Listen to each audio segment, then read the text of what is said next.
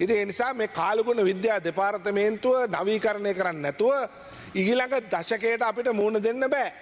අපේ තියෙන කෘෂිකාර්මික තත්ත්වයන්ට අවශ්‍ය කරන කාලගුණ නිවේදන කෘෂිකාර්මික වශයෙන් අපි යෝදන භෝග පිළිබඳ දැනුවත් කිරීමට ඒ වගේම වැසි වල තත්ත්වය දැනුවත් කිරීමට කාලගුණ විද්‍යා දෙපාර්තමේන්තුවට දැන් තියෙන උපකරණ ප්‍රමාණවත් නැහැ. මීට නවීකරණය කරන්න ඕනේ. මං ඉන්න කාලේ මම ජපානයට ගිහිල්ලා ජපානයේ නවතම චන්ද්‍රිකාවක ග්‍රාහක උපකරණ මම අරන් දුන්නා. විශේෂයෙන්ම අපේ රටේ කාලගුණය බලන්න. ඉතින් මේ වාගේ කරුණු ගැන මං හිතනවා ඔබතුමාලා අවබෝධය යොමු කරන්නේ නැතුව නිකම්ම මේ අමාත්‍යංශ මෙහෙම තියාගන්න එපා. මොකද තාක්ෂණයේ දියුණුවෙන් විතරයි අපේ රටට අනාගතයක් තියෙන්නේ. ඔබතුමාලගේ යුද හමුදාවට වෙන්න පුළුවන්, පොලිසියට වෙන්න පුළුවන්.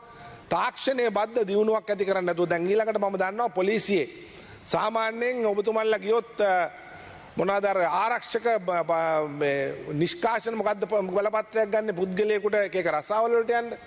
ඒක ගන්න ගිය දවසක කී සැරයක් ඒ පොලිසියකට රස්තියාදු වෙන්නේ කොළඹට දරින්න ඕනේ. ඇඟිලි අසලකුණු හොයන්න ඕනේ. එතකොට මේ මිනිස්සුන්ට මේක කරදරයක්. මිනිහෙකුට සාමාන්‍ය ජීවිතයක් ගෙවන්න නම් අරගවල වලින් තොර රටක් කරන්න නම් මිනිස්සුන්ගේ සාමාන්‍ය ජීවිතේ පහසු කරන්න. ඔබතුමාලා නීති හැමදාම දාලා මිනිස්සුන්ගේ සාමාන්‍ය ජීවිතය අපහසු කරපුවාම ඒ මිනිස්සුන්ට හිතනවා මේ මොන කරදරයක්ද මොකද එලවල දාන්න නැතුව මොකද කරන්නේ කියලා. ජීවත් වෙන්න අමාරු වෙලාවක යන්න එන්න ඉන්නර ටිකක් නැති වෙලාවක මතුමා කාලය අවසానයි. දීර්ඝ කාලයක් දැන් තමුන්නාන්ස හුඟක් දුන්න අනික් අයට නැති මම කතා කරන්නේ මේ කාලෙන් පිට ඒකත් කරුණාකරලා පාලනය කරගන්න. නමුත් මම කියන්නේ මේ පිළිබඳව කරුණාකරලා හරියාකාරව ක්‍රියා කරන්න. ඔබතුමාගෙනුත් මං ඉල්ලනවා හරියට කාලය පාලනය කරන්න ඉගෙන ගන්න. බොහොම ස්තුතියි. බොහොම ස්තුතියි ගරු මන්ත්‍රීතුමා. ඊළඟට ගරු ප්‍රමිත බණ්ඩාර තෙන්නකෝන් මන්ත්‍රීතුමා ඔබතුමාට විනාඩි 23ක කාලයක් තියෙනවා. ගරු රනිල් වික්‍රමසිංහ ජනාධිපතිතුමා විසින් අභියෝග රාශියක් මැද ඉදිරිපත් කරන්නට යෙදුන 2023 අයවැය විවාදයට සම්බන්ධ වෙමින් ආරක්ෂක වැය ශීර්ෂයේ යටතේ ආරක්ෂක රාජ්‍ය අමාත්‍යවරයා විදිහට කතා කරන්නට ලැබීම වාග්යක් වාසනාවක් ඒ වගේම ගෞරවයක්. කොන්ද තියෙන හයිය තියෙන ලෝකයේ පිළිබඳව අවබෝධයක් තියෙන දේශපාලනය තේරෙන තීන්දු ගන්න පුළුවන් ඒ වගේම තීන්දු ගන්න බය නැති පැකිලෙන්නේ නැති ජනාධිපතිවරයෙක් යටතේ ආරක්ෂක අමාත්‍යවරයෙක් යටතේ රාජ්‍ය අමාත්‍යවරයා විදිහට වැඩ කරන්න ලැබීමත් වාග්යක් ගරු මුලාසනාරූඪ මන්ත්‍රීතුමනි. ප්‍රථම කාරණාව විදිහට ආරක්ෂක රාජ්‍ය අමාත්‍යවරයා විදිහටත් අපිට ප්‍රථමයෙන්ම යුතුයකමක් ඉෂ්ට කරන්න තියෙනවා. රට වෙනුවෙන් ප්‍රජාතන්ත්‍රවාදයේ වෙනුවෙන් රටේ නිදහස වෙනුවෙන් අන්තවාදයට එරෙහිව ත්‍රස්තවාදයට එරෙහිව බෙදුම්වාදයට එරෙහිව ඒ වගේම ෆැසිස්ට් වාදයට එරෙහිව ජීවිත පරිත්‍යාගයෙන් සටන් කරපු වීරෝදාර රණවිරුවන් සියලු දෙනාම මේ වෙලාවේ අපි බොහොම ආදරයෙන් ගෞරවයෙන් සමරනවා උත්තමාචාර කරනවා. ගරු මූලාසනාරූඪ මන්ත්‍රීතුමනි අපේ ජන සමාජය අපේ සංස්කෘතිය ලෝකේ වෙනත් රටවලට වැඩිය ටිකක් වෙනස්.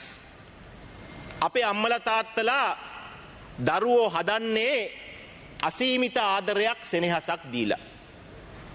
සමහර වෙලාවට ගෙදර ළඟ තියෙන කඩේටවත් අපේ දරුවෙක් අපි යවන්නේ නැහැ. මෙච්චර දියුණු තාක්ෂණයක් තියෙන ලෝකේ හඳට යන යුගයක ඒ වගේම හඳ ජයග්‍රහණය කරපු අභ්‍යවකාශය ජයග්‍රහණය කරපු යුගයක තාම ලේ කිරට හරවන යන්ත්‍රයක් හොයාගන්න බැරි වෙලා තියෙනවා. ලේ කිරට හැරෙන ෆෝමියුලා එක හොයාගන්න බැරි වෙලා තියෙනවා. අම්මා කෙනෙක් දරුවෙකුට දක්වන අසීමිත ආදරයේ සෙනෙහසේ ප්‍රතිඵලයක් හැටියට ලේ කිරට හැරෙනවා කියලා අපි විශ්වාස කරනවා, අපි කල්පනා කරනවා. එවැනි අසීමිත ආදරයක් සෙනෙහසක් දක්වලා මේ ලෝකෙට බිහි කරපු දරුවා අපේ අම්මලා අපේ ත්‍රිවිධ හමුදාවට බරපතල වෙලාවක හමුදාවට දුන්නා. රට වෙනුවෙන්. රට ගැන තියෙන හැඟීම නිසා සමහර අම්මලා ඒ දරුවෝ ආපහු නැවත කවදාක්වත් දකින්න ලැබුණේ නැහැ. සමහර දරුවෝ ආපහු ගෙදර ආවේ පෙට්ටියේ සීල් කරලා. ඒක බොහොම බරපතල කාරණාවක් ගරු මූලාසනාරූඪ මන්ත්‍රීතුමනි. අතිශය සංවේදී කාරණාවක්. අපි රණවිරුවන්ට වගේම ඒ රණවිරුවන් මේ ලෝකෙට බිහි කරපු දෙමව්පියන්ටත් ඒ රණවිරුවන් අහිමි වුණු සහකාරියන්ටත් දරුවන්ටත් අපේ උත්තමාචාරය අපේ ගෞරවය මේ අවස්ථාවේදී පුද කරනවා. අපි ඔවුන්ව කවදාක්වත් අමතක කරන්නේ නැති බව නැවතත් මතක් කරනවා. අවාසනාවකට අපේ සමහරක් හැසිරෙන්නේ මැරිලා ඉපදිච්ච මිනිස්සු වගේ. වැඩේ කරගත්තට පස්සේ යුද්ධේ ඉවර කරාට පස්සේ කොල්ලෝ මැරුණට පස්සේ කොල්ලෝ ආබාධිත වුණාට පස්සේ යුද්ධ වෙලාවේ රණවිරුවා වුණ සොල්දාදුවා දැන් අටපාස් ආමිකාරයා වෙලා තියෙනවා. මේක මේ රටේ හැටිගරු මූලාසනාරූඪ මන්ත්‍රීතුමනි. හැබැයි එහෙම හිතන අයට අපි එක දෙයක් මතක් කරන්න ඕනේ. ත්‍රිවිධ හමුදාව කියන්නේ ප්‍රායෝගික මිනිස්සු හදන තැනක්. විනය හදන තැනක්. විනය රකින්න තැනක්. හික්මීම හදන තැනක්. පෞරුෂය හදන තැනක්. නායකයන් බිහි කරන තැනක්. කාඩ්බෝඩ් වීරයෝ මූණ ඉස්සරහට ඇවිල්ලා මූණට කෙල ගහද්දී නිවාඩුවට ගෙදරට වරෙන් ගමේදී බලාගමු කියද්දී හමුදාකාරයන්ගේ ගෙවල් වලට ගිහින් ගහපන් කියද්දී වෛද්‍යවරුන්ට හමුදාවේ උන්ගේ දරුවන්ට බෙහෙත් දෙන්න එපා කියද්දී ගුරුවරුන්ට දරුවන්ට උගන්වන්න එපා කියද්දී ස්වංක්‍රීය ගිනි අවියක් අතේ තියාගෙන ඒ හැමදේම ඉවසුවේ හමුදා නිලධාරියාගේ තියෙන විනය නිසා, පෞරුෂය නිසා, හික්මීම නිසා, ප්‍රායෝගිකත්වය නිසා කියලා අපි මේ සභාවට රටට මතක් කරන්න ඕනේ. නැතුව බය නිසා නෙමෙයි කියන එකත් අපි මතක් කරන්න ඕනේ. අපේ ගමේ කතාවක් තියෙනවා ගොයම් කරලා නැවෙන්නේ බයට නෙවෙයි කියලා. මෙන්න මේ කාරණාව අපි තේරුම් ගන්න ඕනේ. ඒ වගේම ගරු මූලාසනාරූඪ මන්ත්‍රීතුමනි අපේ සෑම අධිකාරිලත් හමුදා නිලධාරියෙකුටම උපාධියක් පුහුණු පාඨමාලාවක් විදේශ පුහුණුවක් අවම සේවා කාලය තුලදී පුහුණු පාඨමාලා 15ක් 20ක් අනිවාර්යෙන්ම තියෙනවා. ඒක අපි මතක් කරන්න ඕනේ. හමුදා නිලධාරියෙකුට හමුදාව ඇතුලේ නායකත්වය, පෞරුෂය, විනය, භාෂාව ප්‍රගුණ කරලා ඇති වටිනාම හමුදාවක් කියන එක අපි මතක් කරන්න ඕනේ. මෙවැනි තත්වයක් රාජ්‍ය සේවයේ වෙනත් කිසිම තැනක තියෙනවා කියලා මම හිතන්නේ නැහැ. සමහරු හිතනවා, කල්පනා කරනවා හමුදාව තීන්දුව ගන්න ඕනේ Facebook එකේ දාන පෝස්ට් එකකින් කියලා. සමහරු TikTok එකේ දාන වීඩියෝ මෙසේජ් එකකින් හමුදාව තීන්දුව ගන්න ඕනේ කියලා සමහරු කල්පනා කරනවා. නමුත් මම දැක්කාද විපක්ෂ නායකතුමත් මේ පැත්තේ නිලධාරීන්ගේ කුටිය දිහා බලාගෙන ඇඟිල්ල දික් කරලා කියනවා මේ එක එක නායකයන්ගේ ගුණ්ඩු කාලා හවුවෙන්න එපා කියලා. මම හිතන්නේ ඒක එතුමා මේ පැත්තට කරපු තර්ජනයක් කියලායි මම කල්පනා කරන්නේ. ඒත් අපි මේක තේරුම් ගන්න ඕනේ. ලෝකේ දියුණු වැදගත් ව්‍යස්ථාපිත යුක්තිගරුක කිසිම හමුදාවක් එක එකාට ඕනි විදිහට වැඩ කරන්නේ නැහැ. හමුදාවේ නියෝග දෙන අන දෙන විදිහක් තියෙනවා. ක්‍රමයක් තියෙනවා. chain of command එකක් තියෙනවා. ඔවුන්ගේ ඉහළ නිලධාරියා දෙන නියෝග සේනාධිනායකයා දෙන අන නියෝග තමයි හමුදාව ඇතුලේ ක්‍රියාත්මක වෙන්නේ. කවුරු මේ රටේ ජනාධිපති වුණත් සේනාධි නායකයා වුණත් අපි මේ තත්ත්වය හැම විටම අපේ රටේ ආරක්ෂා කරගන්න ඕනේ. එහෙම නොවෙන්න මේ රට විනාශ වෙනවා. ඒක අපිට වළක්වන්න පුළුවන් කියලා හිතන්න එපා. ඒ වගේම අපේ රට ආසියාවේ පැරණිතම ප්‍රජාතන්ත්‍රවාදයට උරුමකම් කියනවා. මෑත කාලීනව ප්‍රජාතන්ත්‍රවාදයටත් ව්‍යවස්ථාවටත් බරපතල අභියෝග එල්ල වුණා. නායකයෙක් නැති, අරමුණක් නැති, ඉලක්කයක් නැති පිරිස් ආණ්ඩුවටයි විපක්ෂයටයි දෙකටම ගැහුවා. ආණ්ඩුවේ මන්ත්‍රී කෙනෙක් අමුවේ මහපාරේ මරලා දැම්මා. විපක්ෂ නායකතුමාට දුවනකම් ගැහුවා. මට කලින් කතා කරපු ඉරාන් වික්‍රමරත්න මන්ත්‍රීතුමා තව පොඩ්ඩෙන් උසේන් බෝල්ට්ගේ රෙකෝඩ් එකත් එදා කඩනවා. රාජිත සේනාරත්න ඇමතිතුමාට ගැහුවා. විපක්ෂයේ කුමාර වෙල්ගම ඇමතිතුමාට පහර දීලා එතුමා වාහනේ ඉද්දි වාහනේට ගිනි තිබ්බා. එතුමාගේ ජීවිතය බේරගත්තේ 99. එතුමා ICU එකේ දින ගණනාවක් හිටියා. ජනතා විමුක්ති පෙරමුණේ වසන්ත සමරසිංහට පහර දුන්නා. හූ තිබ්බා. ඊට පස්සේ විපක්ෂ නායකතුමා සංවිධානය කරපු රැස්වීමෙම එතුමාටත් හූ තියලා එතුමාවත් එළෙව්වා. කාන්තාවන්ගේ ඇඳුම් ගැලෙව්වා. පිරිමින්ගේ ඇඳුම් ගැලෙව්වා. වාහන ගිනි තිබ්බා, ගෙවල් ගිනි තිබ්බා.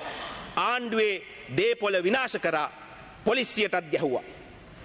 ඔබ තමුන්නාන්සලට මතක ඇති ජනාධිපති මන්දිරය, ජනාධිපති ලේකම් කාර්යාලය, අරලිගහ මන්දිරය අල්ලාගෙන ඒ දේපොළ විනාශ කළපු ආකාරය.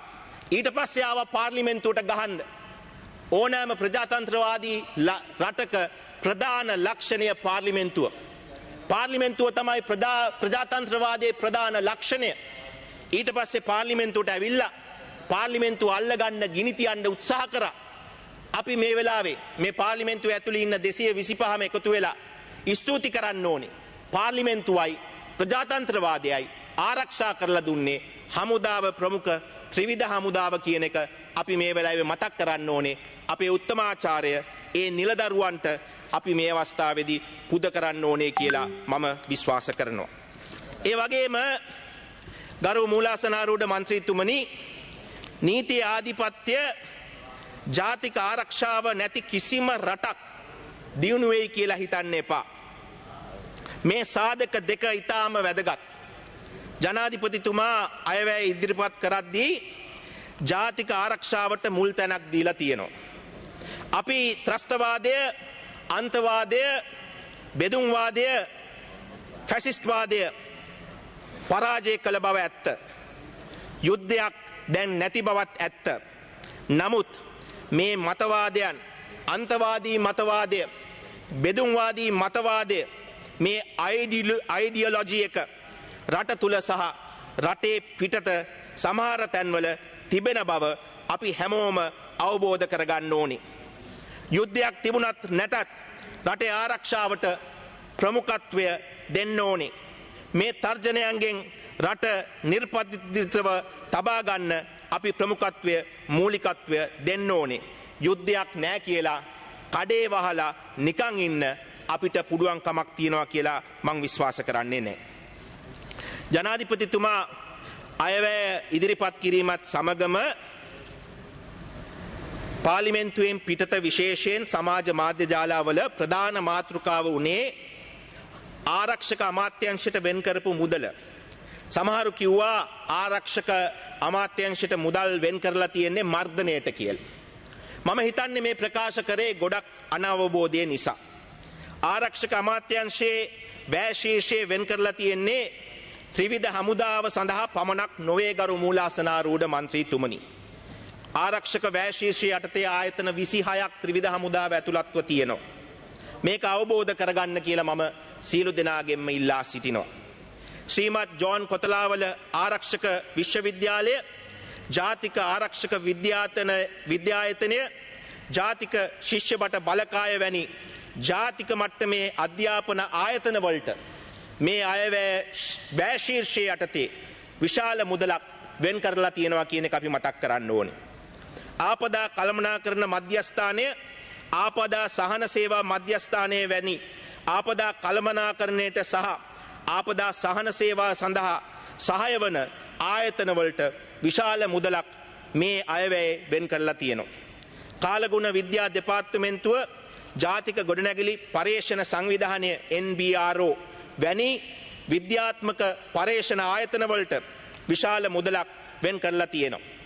බහුකාර්ය කාර්යසාධක බලකාය සිවිල් ආරක්ෂක දෙපාර්තමේන්තුව වැනි සමස්ත රාජ්‍ය සේවයටම මානව සම්පත් සපයන ආයතනවලට මුදල් වෙන් කරලා තියෙනවා. මර්ධනය කියලා මඩ ගැහුවට මේ මුදල් සත්ත්ව වශයෙන්ම වෙන් කරලා තියෙන්නේ ආරක්ෂාවට, අධ්‍යාපනයට, පර්යේෂණවලට, ඒ වගේම ආපදාවකදී මුහුණ දෙන්න කියන එක අපි නැවත මතක් කරන්න ඕනේ. ආරක්ෂක අමාත්‍යාංශයට වෙන් කරලා ඇති රුපියල් බිලියන 410න් 188ක් බිලියන 360ක් පුනරාවර්තන වියදම් සඳහා අපිට වැය කරන්න සිද්ධ වෙලා තියෙනවා ගරු මූලාසනාරූඪ මන්ත්‍රීතුමනි. ප්‍රාග්ධන වියදම් සඳහා සම්පූර්ණ වැය ශීර්ෂයෙන් වෙන් කරලා තියෙන්නේ බිලියන 50යි 112ක් පමණයි. නවීන හමුදාවක්, නවීන ගුවන් හමුදාවක්, නවීන නාවික හමුදාවක් සඳහා මේ මුදල කොහෙත්ම ප්‍රමාණවත් වන්නේ නැහැ. ඒ නමුත් මේ වෙලාවේ රටේ ආර්ථික තත්ත්වය අවබෝධ කරගෙන අපි කටයුතු කරන බව මේ වෙලාවේ මතක් කරන්න ඕනේ. ඒ එක්කම අද පාර්ලිමේන්තුවේත් හිටපු ජනාධිපතිතුමත් මට පෙර කතා කරපු මන්ත්‍රීවරු කිහිප දෙනෙකුත් හමුදාවේ තත්ත්වය, හමුදා පිරිස් බලය අඩු කරන්න කියලා විවිධ අදහස් මත පළ කරා. ඩවුන් සයිස් කරන්න ඕනේ කියලා කිව්වා. හමුදාවක් ආවට ගියාට අපිට ඩවුන් සයිස් කරන්න එක එක අයට ඕනි විදිහට එහෙම කරන්න පුළුවන් තත්ත්වයක් නෑ ගරු මූලාසනාරූඪ මන්ත්‍රීතුමනි. අපි මොන දේ කරත් ඒක ක්‍රමානුකූලව, විද්‍යානුකූලව රටට ගැලපෙන විදිහට කරන්න ඕනේ. අතිගරු ජනාධිපතිතුමා ඩිෆෙන්ස් 2030 වැඩපිළිවෙල යටතේ රටේ ආරක්ෂාව සම්බන්ධයෙන් වෘත්තීය නිපුණතාවයෙන් යුත් කමිටුවක් මගින් හමුදාව රටට ගැලපෙන ආකාරයට වෙනස් කරන්න, වර්තමාන මෙන්ම අනාගත අභියෝග තර්ජනවලට ගැලපෙන ආකාරයට අපේ ත්‍රිවිධ හමුදාව සකස් කර ගැනීමට, it's not downsize, we don't want to downsize the military, we want to make it the right size කියන එක අපි මේ වෙලාවේ මතක් කරන්න ඕනේ. ඒක ක්‍රමානුකූලව කරන්න අවශ්‍ය දෙයක්. ඒක ආවට ගියාට අපිට කරන්න පුළුවන් කමක් නැහැ. දැනට ආරක්ෂක අමාත්‍යාංශය අරන් තියෙන වැදගත් තීරණ කීපයක් සම්බන්ධයෙන් සභාව දැනුවත් කරන්න බලාපොරොත්තු වෙනවා. නොවැම්බර් 15 වෙනිදා සිට දෙසැම්බර් 31 වෙනිදා දක්වා ආරක්ෂක අමාත්‍යාංශය නීතියානුකූල නොවන ආකාරයෙන් සේවය හැරගිය සෙබළුන් නිලධාරීන්ට පොදු සමාකාලයක් ලබලා දීලා තියෙනවා. ප්‍රථම වතාවට නීතියානුකූල නොවන ආකාරයට ඉවත්වීමකින් තොරව රට හැරගිය පිරිසටද මේ සමාකාලය ලබලා දීලා තියෙනවා. ඒ පුද්ගලයන්ට රටට එන්න බැරි වුණාට එයාගේ ළඟම ඥාතීන්ට ඇවිල්ලා මේ සමාකාලය ලබා ගන්න හැකියාව ලබා ගන්න පුළුවන්. මේ අනුව ඊයේ දින විට ත්‍රිවිධ හමුදාවේ නීතියානුකූල නොවන ආකාරයට හැරගිය 10353ක් රපෝට්ටු කර තිබෙන බවත් මේ අවස්ථාවේදී මතක් කරන්න ඕනේ. අපි මොවුන්ට අවස්ථාව ලබලා දෙනවා බාධාවකින්, ගැටලුවකින් තොරව වෘත්තීය හැකියාව යොදා ගනිමින් දේශීය හෝ විදේශ රැකියාවක නිරත වෙන්න. ඒ වගේම ජනාධිපතිතුමාගේ සංකල්පයකට අනුව ත්‍රිවිධ හමුදාවේ විශ්‍රාම ලැබූ සහ තුවාල ලැබූ වෛද්‍ය ප්‍රතිකාර මත ඉවත් වී සිටින සියලුම පුද්ගලයන්ගේ සුබ සාධනය සඳහා War Veterans Division එකක් ස්ථාපිත කරන්න රජයේ ආරක්ෂක අමාත්‍යාංශය සැලසුම් කරලා තියෙනවා. හමුදාව හැරගියාට පසුව ඔවුන්ගේ සුබ සාධනය, මානසික සෞඛ්‍ය පිළිබඳව අවධානය යොමු කරන්න මේ මගින් බලාපොරොත්තු වෙනවා.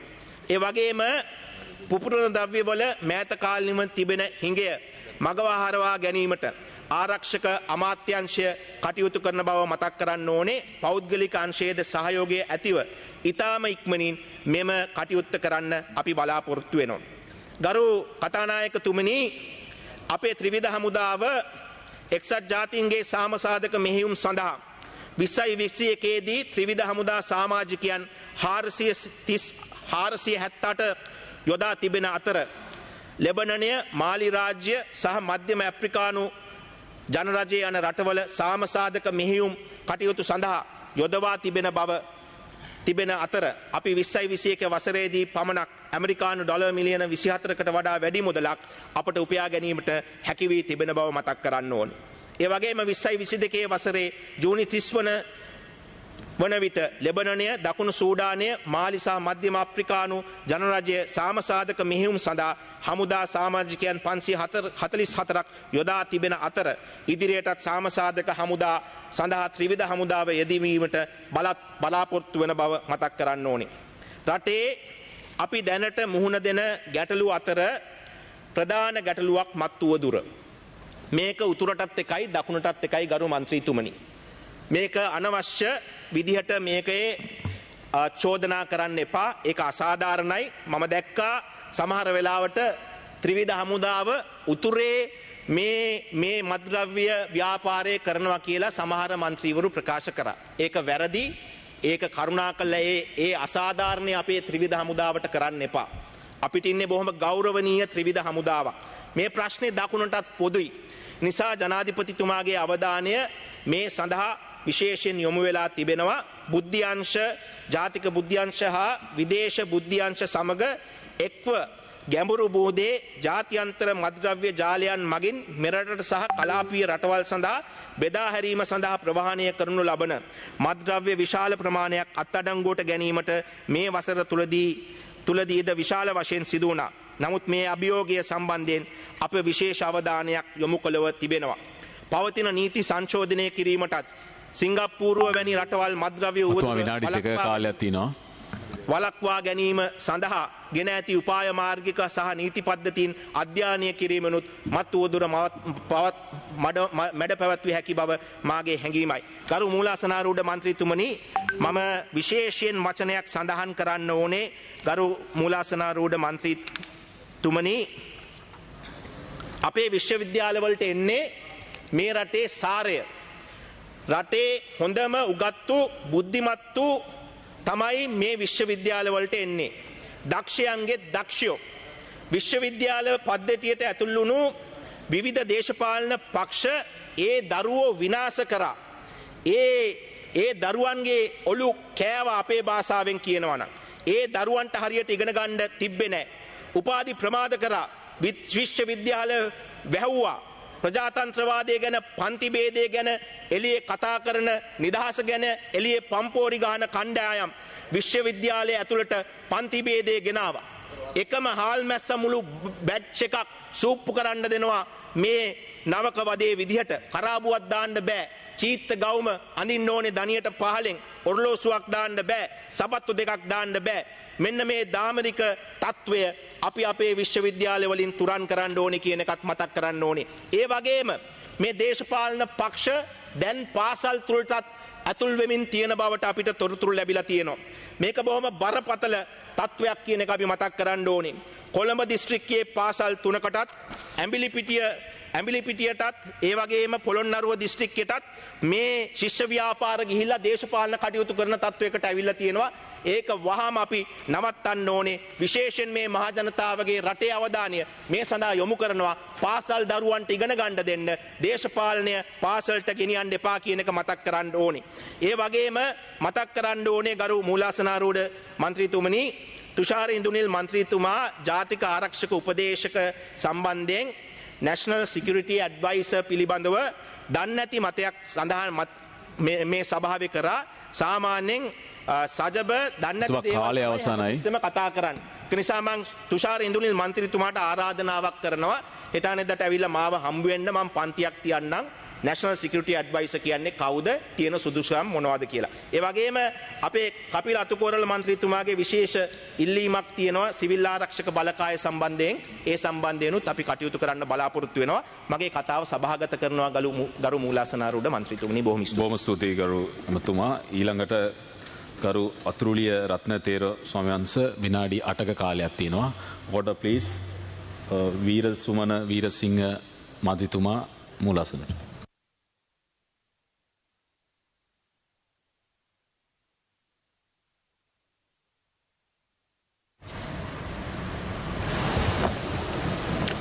ඔබ වහන්සේ කතාව ආරම්භ කරන්න. ගරු සභාපතිතුමනි, අද දිනේදී මේ වැය ශීර්ෂයේදී බලාපොරොත්තු වෙන විශේෂයෙන් මද ආරක්ෂක වැය ශීර්ෂය යටතේ අදහස් පළ කරන්නට මා මුලින්ම කියන්නට ඕන, රටක සන්නද්ධ හමුදාව කියන්නේ ඒ රටේ පෞරුෂය, අභිමානය වගේම රටේ ආරක්ෂාව සඳහා තියෙන ආයතනයක්. එහිදී ශ්‍රී ලංකා සන්නද්ධ හමුදාව පිළිබඳව, හමුදාව පිළිබඳව විවිධ අයට විවිධ මත ඇති.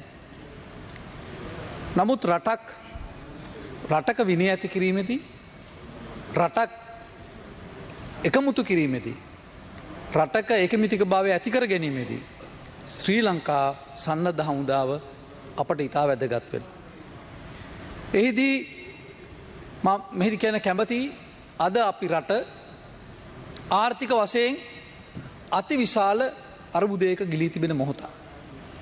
අපි නිතරම මේ ආණ්ඩුවට මතක් කළා, මේ රටේ මේ ආර්ථික අර්බුදේ ජයගන්න පුළුවන් වෙන්නේ මහජනයා අවදි කිරීමෙන්, මහජනයාගේ හැඟීම් ඇති කිරීමෙන්, රජයේ අවංක බව, හොරකම් කරන්නේ නැති බව, රට ගොඩ ගැනීමට අවංක උත්සාහයක් තියෙන බව එය පෙන්නුවොත් මේ අර්බුදයට මහජනතාව තුළින්ම පමණයි උත්තරයක් සොයාගන්න පුළුවන්.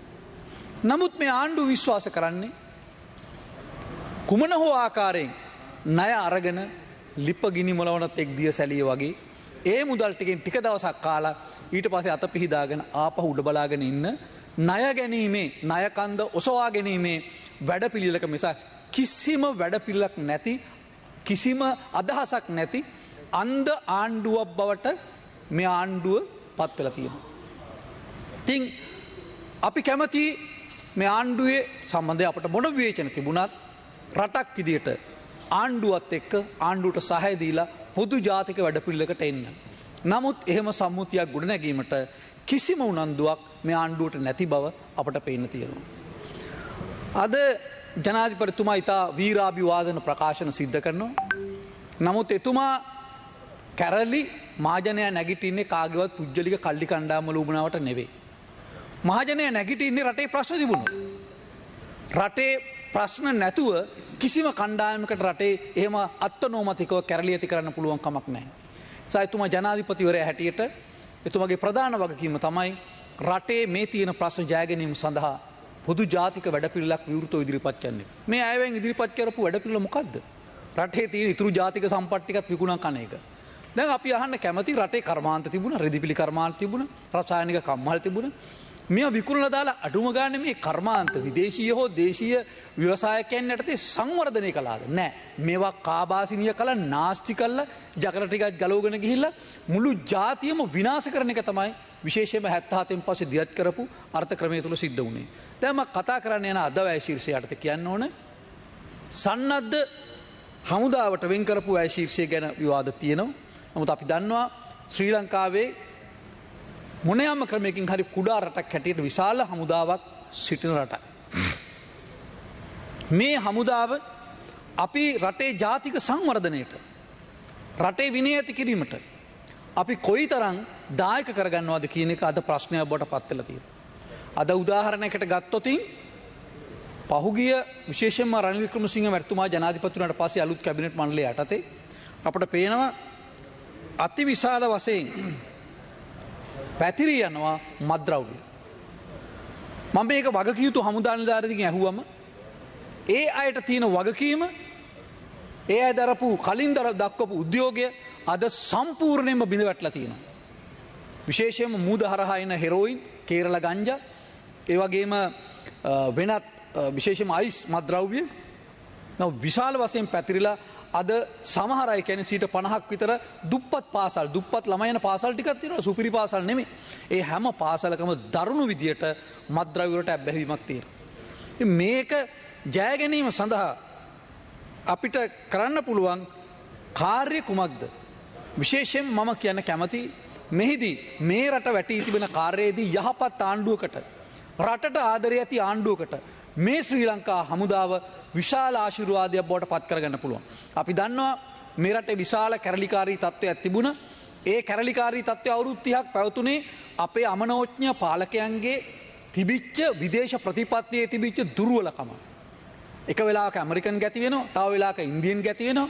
මේ හැම එකකම ප්‍රතිඵලයක් හැටියට ත්‍රස්තවාදය පුහුණු කරලා ඉදිරියට ගෙනාවේ එක වෙලාවක ඉන්දියාව. තව වෙලාවක බටහිර රටවල්. මෙවැනි තත්ත්වයක් ඇති වුණේ අපේ විදේශ හා ආර්ථික ප්‍රතිපත්තිවල තිබිච්ච බරපතල තත්ත්වය නිසා.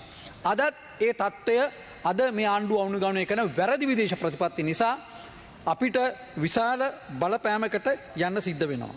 ඉතින් ඒ නිසා මා කියන්න කැමති මේ අවස්ථාවේදී මේ බරපතල තත්ත්වයෙන් අපි ගොඩ ගැනීම සඳහා ශ්‍රී ලංකා සන්නද්ධ හමුදාවට සුවිශේෂ කාර්යභාරයක් තියෙනවා. ඒ වගේම අද ජාතියේ විනය පිරිහිලා තියෙනවා. අද තරුණයන්ගේ කිසිම පෞරුෂයක් නැහැ. ජාතියක් විදියට හරිම බෙලහීන අඩි 10ක වතුර තියෙන ගඟකට පැන්නොත් ඌ මැරෙනවා. මූදේ නාන්න යන්න බෑ. පොල් ගහකට නැග ගන්න බෑ. කිසිම වීරියක් නැති අදිෂ්ඨානයක් නැති දුර්වල ජාතියක් බවට අපේ රට පත් වෙලා තියෙනවා. ඔබ වහන්සේට විනාඩි 2ක කාලයක් තියෙනවා.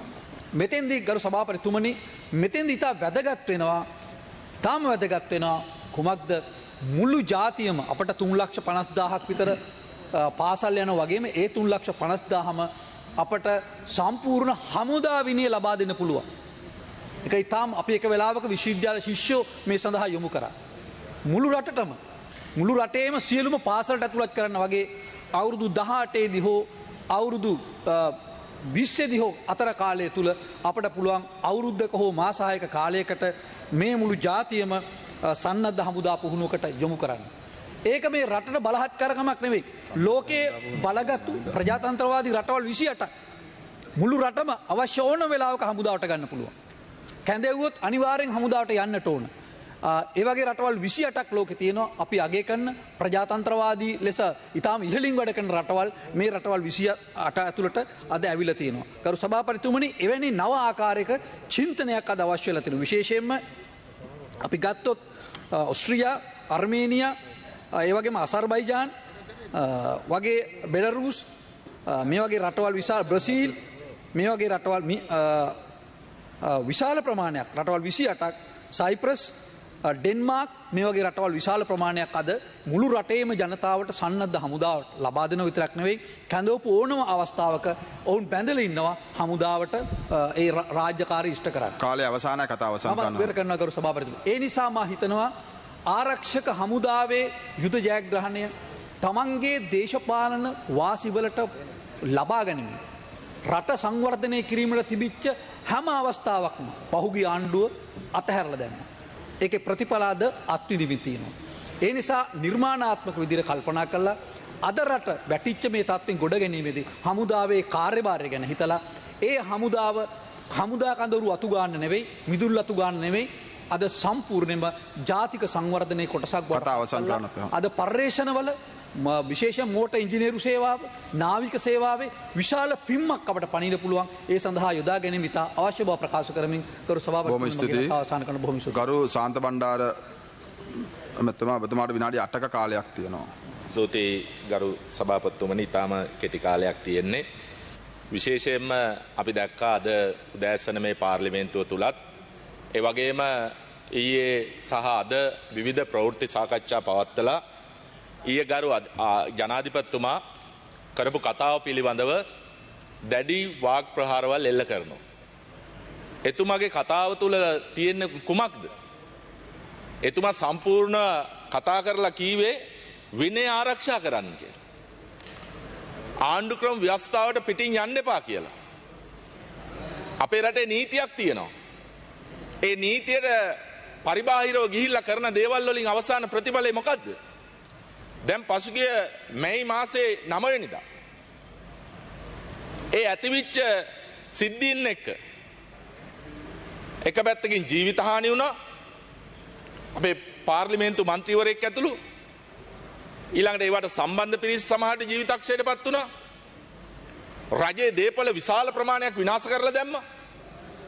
පෞද්ගලික දේපල මගේ නිවස ඇතුළු නිවාස 815ක් මේ පාර්ලිමේන්තු මන්ත්‍රීවරු 76 දෙනාගේ විතරක් නෙමෙයි ප්‍රාදේශ සභා නගර සභා සභාපතිවරුන්ගේ ප්‍රාදේශ සභා මන්ත්‍රීවරුන්ගේ ඊළඟට ඒ මන්ත්‍රීවරුන්ට සහයෝගය දක්වන අයගේ හිතූ විදියට ඒ අය ඒ ක්‍රියාදාමය අරගෙන ගියා.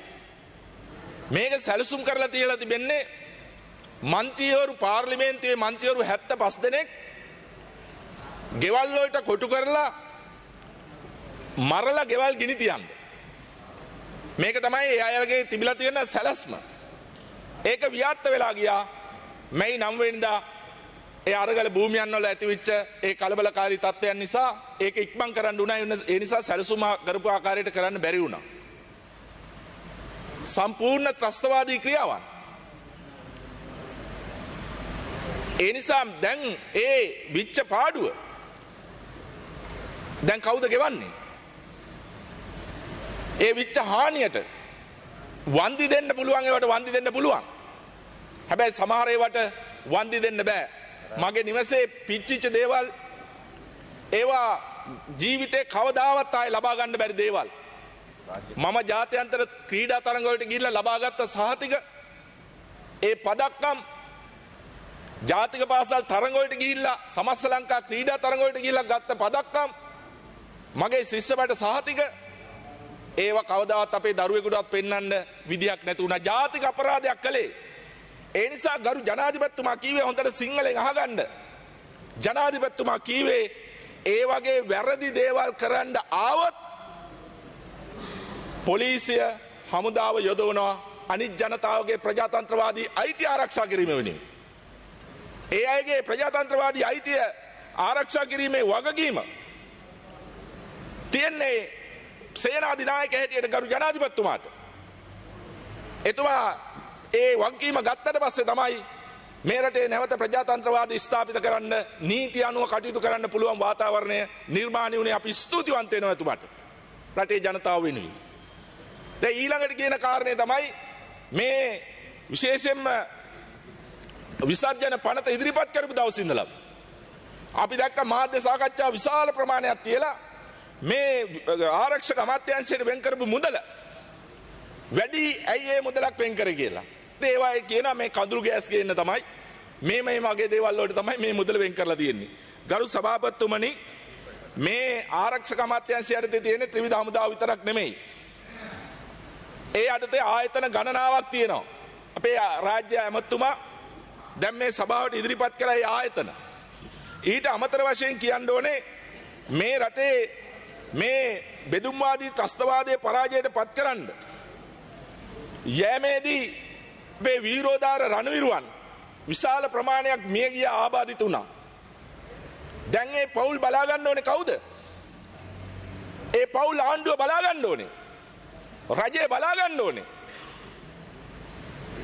මේ මගේ පවුලේ ඉඳලා මගේ පවුලේ සහෝදරයෙක්ගේ ඉඳලා විශාල පිරිසක් අපේ රටේ සාමය උදා කිරීම සඳහා අනාගත පරපුරට හුස්මපද ආරක්ෂා කරගන්න එහෙම නැත්නම් ජීවිතේ ලබා දීම සඳහා තමන්ගේ හුස්මපද පූජා කරා. ඒ නිසා ඒ පවුල් බලා ගැනීම සඳහා ඔබතුමාට තව විනාඩි 2ක කාලයක් තියෙනවා. තාම විනාඩි 4යි ගත උනේ. ඒ නිසා විශේෂයෙන්ම අපි මතක් කරන්න ඕනේ වයස අවුරුදු 55 දක්වා ඒ රණවිරුවන් ඒ මියගිය ආබාධිත ඒ අය වෙනුවෙන් වැටුප් විශ්‍රාම වැටුප් වෙනුවෙන් විශේෂයෙන්ම 41570ක් සඳහා රුපියල් බිලියන 3.34ක් වෙන් කරා. ඒ වගේම වැන්දපු අනත්දරු ඒ වගේම විශ්‍රාම වැටුප් වැන්දපු අනත්දරු පුරුෂ අනත්දරු ඇතුළු ඒ සියල්ල වෙනුවෙන් 15877 දෙනෙකු වෙනුවෙන් බිලියන 518ක මුදලක් වෙන් කරලා තියෙනවා. ඒ විශ්‍රාම ගිය පිරිස 1,23,892ක් වෙනුවෙන් බිලියන 5.4ක් වෙන් කරලා තියෙනවා. මං අහනවා විපක්ෂයෙන් තමුන්නාන්සලා උඩ පැනලා කෑ ගහලා ආරක්ෂක අමාත්‍යාංශයට මෙච්චර වැය කරන්නේ නැයි කියලා අහන එකේ ජනතාව දැනගන්න ඕනේ. විශේෂයෙන්ම මේ අය මේ වැටුප දෙනවටවත් කැමති නැතුව තමයි ඔවුන් වෙනුවෙන් දෙන මේ වැටුප දෙනවටත් විරුද්ධව තමයි කතා කරන්නේ. ඒ වුණාට එළියේ මහා වීරයෝ වගේ රණවිරුව වෙනුවෙන් මම දැක්කම ඊයේ පෙරේද ගම්පහ විශ්‍රාමගිය රණවිරුව එකතු කරලා කතා කරනවා. හැබැයි මෙතෙන්ට ඇවිල්ලා කියනවා ආරක්ෂක අමාත්‍යාංශයට වෙන් කරලා තියෙන මුදල වැඩි කියලා. ඒ වගේම මම අවසාන වශයෙන් කියන්න ඕනේ අපිට තියෙන ලොකු ප්‍රශ්නයක්. ඒ තමයි මත්ද්‍රව්‍ය ප්‍රශ්නය. මේ රටේ තරුණ පරම්පරාව අද වේගෙන් මත්ද්‍රව්‍ය පැත්තට නැත්තම් මත්ද්‍රව්‍ය වලට ඇබ්බැහි වෙමින් තියෙනවා. විවිධ කණ්ඩායම් විවිධ ස්වරූප වලින් අපේ ළමා පරපුර තරුණ පරපුර දැහැගැනීමේ වැඩපිළිවෙලක සිටිනවා. ඒ නිසා මම විශේෂයෙන්ම ගරු ජනාධිපතිතුමාගෙන් ආරක්ෂක ඇමතිවරයා හැටියට රාජ්‍ය ආරක්ෂක ඇමතිතුමා ඇතුළු ඒ සියලු දෙනාගෙන ඒ වගේම ත්‍රිවිධ හමුදාව සහ පොලිසිය ඇතුළු ආරක්ෂාවට සම්බන්ධ සියලු දෙනාගෙන් මම ඊටාම ගෞරවයෙන් මේ රටේ පුරවැසියෙක් හැටියට ඉල්ලා සිටිනවා මේක අපි නවත්තන්න කටයුතු කළ යුතුමයි. ඔබතුමායි කාලය අවසానයි කතා අවසන් කරන්න. විනාඩියක් දෙන්න සභාපතිතුමනි. කොළඹ විතරක් නෙමෙයි මාතර ඔබතුමාගේ දිස්ත්‍රික්කය ගත්තත් කුරුණෑගල අපේ දිස්ත්‍රික්කය ගත්තත් අද යාපනය ගත්තත් මේ හැම ප්‍රදේශයකම අද මත්ද්‍රව්‍ය ව්‍යාප්ත වෙලා තියෙනවා. අද දෙමව්පියෝ පුදුම පීඩනයකින් ඉන්නේ. අද දෙමව්පියෝ අඬන දෙමව්පියෝ කොච්චර ඉන්නවද මේ රටේ තමන්ගේ එකම දරුවා තමන්ගේ එකම කොල්ලා මත්ද්‍රව්‍ය වලට ඇබ්බැහි වෙලා පුනරුත්ථාපන කඳුළු වලට යවන්න වෙලා තියෙනවා. ජීවිත නැති කරගන්නවා. ඒ නිසා මම විශේෂයෙන්ම කියන්නේ මත්ද්‍රව්‍ය අපේ රට ඇතුලේ හදන අඩුයි. ගොඩක් ගේන්නේ පිට රටින්. එහෙනම් පිට රටින් එනවනම් එන්නේ ගුවනින් එහෙම නැත්නම් මුහුදෙන්. කතා අවසන් කරන්න ඒ නිසා ගුවනින් එනවනම් ඒ එයාපෝට් එකෙන් නවත්තන්න පුළුවන් එකම තියෙන්න ඕනේ ඒ ආරක්ෂක විධිවිධාන තර කරන්න. ඒ වගේම මුහුදෙන් ඒ වගකීම ඒ ත්‍රස්තවාදයේ පරාජයට පත් කරන්න පුළුවන් ඥානයේ දක්ෂතාවයේ තිබ්බ නාවික හමුදාවෙන් අපි ගෞරවයෙන් ඉල්ලනවා මේ මුහුදෙන් මේ රටට එන මත්ද්‍රව්‍ය නැවැත්වීම සඳහා පියවරක් ගන්න විශේෂයෙන්ම ස්තුතිවන්ත වෙනවා ගරු ජනාධිපතිතුමා. ජනාධිපති බලකායක් යෙදුවා. ඒ ජනාධිපති කාර්යසාධක බලකාය හරහා මත්ද්‍රව්‍ය මැඩලීමට අවශ්‍ය කටයුතු කරන්න ඒ පිළිබඳව විශේෂයෙන් මගේ කරමි. මේ මත්ද්‍රව්‍ය තුරන් කිරීමට අපි පක්ෂ ભેදයකින් තොරව සියලු දෙනා එකතු වෙන්න ඕනේ. අනාගත දරපුර ආරක්ෂා කර ගැනීම වෙනුවෙන් කියන එක මම ගෞරවයෙන් මතක් කරනවා. බොහොම ස්තුතියි. Honorable C.V. Vigneswaram, you have 11 minutes. I thought I had 12 minutes, sir. I thank the chair for giving me this opportunity to air my views on the defense aspect of the budget. All-inclusive defense expenditure for 2023 has increased to rupees 539 billion. Why? Are we taxing our people so that the government could spend as much money on the military? Is that what the people want? Or are we wanting to keep the Tamils under the military boot of the state, and that is why so much of money is spent? When are we going to decrease our defense expenditure and move on with our economic regeneration? Is it not a fact that the root structural causes of the crisis included financing the war to deny the right of self-determination of the Tamils of Sri Lanka? Not recognizing the over 3,000 years continued existence of the Tamils in the north and east of Sri Lanka? In order to repress the Tamils, higher spending on the military started in 1960. Sri Lanka's military spending in 1960 was $0.02 billion, constituting 1.18% of the GDP then. In 1985, it increased to $0.19 billion, constituting 3.16% of our GDP. In 2007, the spending was $1.05 billion, constituting 3.26% of our GDP. At the end of the war in 2009, it was $1.52 billion, constituting 3.16% of the GDP. At the end of the war, anyone would have thought that the expenses on the military would decrease, but it did not. On an average, 2% of the GDP has been spent on defense annually from 2009 up to date. There have been thus an increase in expenditure after the war than decrease of our military expenditure. Altogether, we have spent from 2009 until 2020, $18.84 billion after the war. In 2020, we spent 295 billion in Sri Lankan currency. In 21, 331 billion in Sri Lankan currency. 22, 376 billion, and we are expecting to spend in 2023 an all-round high of rupees 539 billion. All these years, the education, health, agriculture and other very important ministries received much less every year. The salaries paid to the military every year almost equals the salary paid to the public servants as a whole. As a percentage of GDP, Sri Lanka spent 1.93 in 2020 on military expenses, whereas Japan, which is having external threats, spent only 0.99 of their GDP. Our army is the 14th largest army in the world, but we do not face any external threat. Yet our military personnel are said to be 331,000. As a percentage of population in 2018, Sri Lanka 1.16 was second to only to Israel to 2%. The Sri Lankan problem, if any, is not similar to that of Israel. It could be solved very easily if not for the mindsets of the political leaders, especially the recent set, who have had no hesitation in grabbing power even through blood. In fact, we could have saved so much of money and avoided so much of human suffering if politicians had not thought so parochially and in an ethnocentric manner and had solved this problem in the 1950s or 60s. Even after the end of the war, a mentality has been created in the minds of the people that defense should be the most prioritized expenditure of the budget. Therefore, no one, including the opposition parliamentarians, raised objections so far to the increasing defense expenditure of the country. This state of affairs exists even today, though some of our majority community parliamentarians have started questioning such expenditure after the Aragale. Even at this juncture of the history of Sri Lanka, where people are forced to undergo severe economic difficulties, defense expenses are on the rise. It was maintainable during the war to assert that defense should have been our topmost expenditure. But when such expenditure continues after the war, year after year, it is an indicator that peace has not arrived. It is an indicator that the powers that be have doubts in their minds with regard to their safety, despite the vanquishing of all the top leaders of the protagonists. The simple formula to bring peace is to sideline the extremist elements within us and implement a moderate solution acceptable to all, realizing that the Tamils have lived continuously in this country from prehistoric times upon a determinable landmass with their own language, culture and civilization intact. Bringing peace into this country is not a difficult task for a leader with a vision.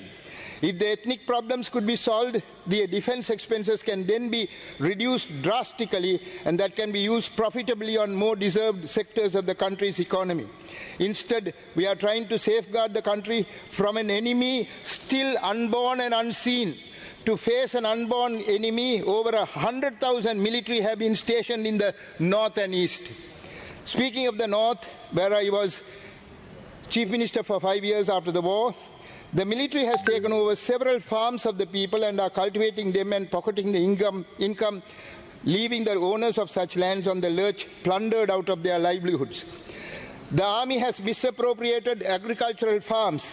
In Vattakachi, 394 acres, Jayapuram, 120 acres, Thiruvayaru, circa 500 acres, Mulankavil, circa 400 acres, Malayalapuram, 798 acres, Muthiyankattu, circa 100 acres, Mukkuppam, 100 acres of coconut land, all in the Kilinochchi district. Then Vattubahal, 672 acres, Mullikulam, circa 600 acres, Viswamadu, 150 acres, Pulumachinada Kulam, circa 300 acres, and Theravil, 1,200 acres in the Mullaitivu district. In addition,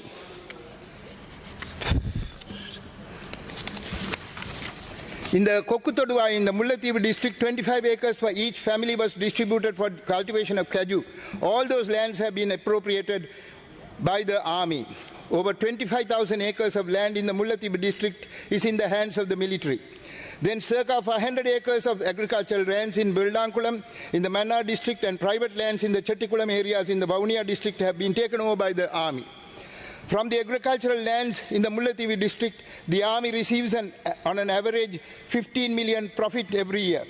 From the farms in the Kilinochchi district, the army gets around 13 million profit annually.